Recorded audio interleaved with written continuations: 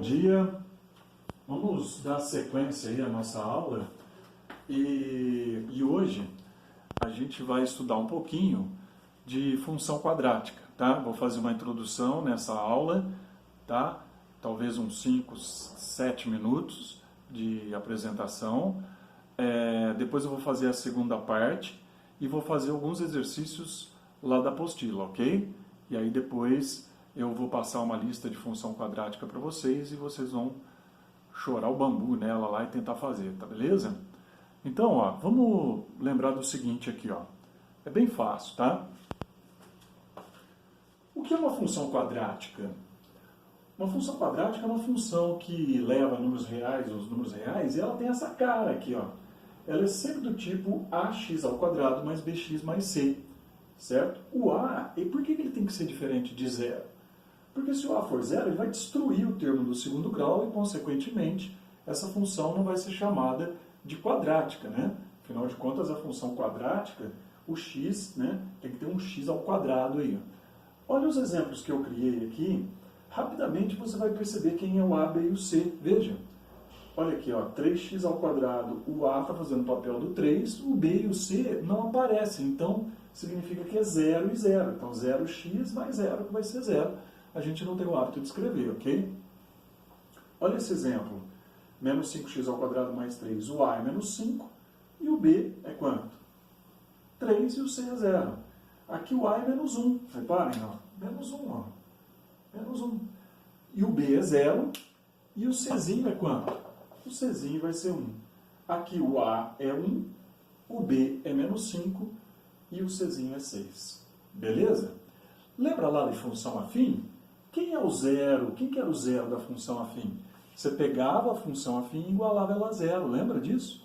E aí você resolvia uma equação de grau 1, né? Uma equação do primeiro grau, certo? Quando o a lá da função afim não era zero. Aqui, quando você iguala a função quadrática a zero, ela se torna uma equação do segundo grau. E vamos lembrar uma coisa importante que você não pode esquecer.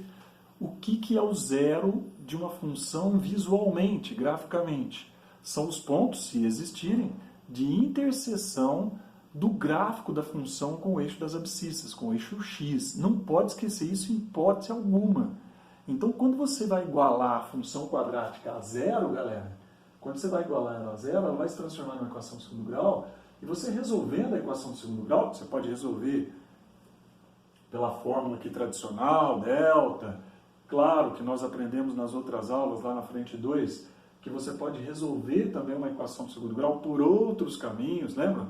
A gente até demonstrou, tal, tudo, ó, por fatoração, o professor provou essa fórmula, beleza. Então, o que é importante é você ver aqui a coisa mais prática, né? Você vê que isso aqui é o zero da função. Bom, beleza. O delta da função aqui, da função mesmo, né? B quadrado menos 4ac, ele é chamado de discriminante. Por que discriminante? Discriminante é aquele cara que classifica, que discrimina. É o discriminante. Quando esse cara aqui é positivo, o que acontece? A equação do segundo grau vai ter duas soluções e uma diferente da outra. As soluções de uma equação a gente também chama de raízes, né? Então, eu vou ter duas raízes reais, pertencentes aos reais, e diferentes uma da outra. Não pode esquecer isso. Quando o delta é igual a zero, o x', né, uma das soluções, ela coincide com o x duas linhas. A gente diz que a equação tem uma raiz dupla, uma raiz duplicada. Uma raiz coincide com a outra. Tá legal? Então, aqui o delta vai ser zero. A hora que você vai ter um zero aqui, claro que não vai ter um mais ou menos. Então, o x vai ter um único valor. Dá para ver isso, não é difícil. Agora, quando o delta é negativo, como nós estamos estudando funções de reais, de variáveis reais, o que significa isso?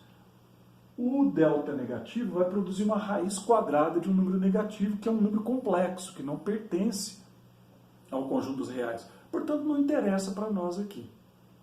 Beleza? Beleza. Então, esse era o primeiro ponto. Tá legal? Depois você dá mais uma olhada com calma, você vai dar uma pausa, né?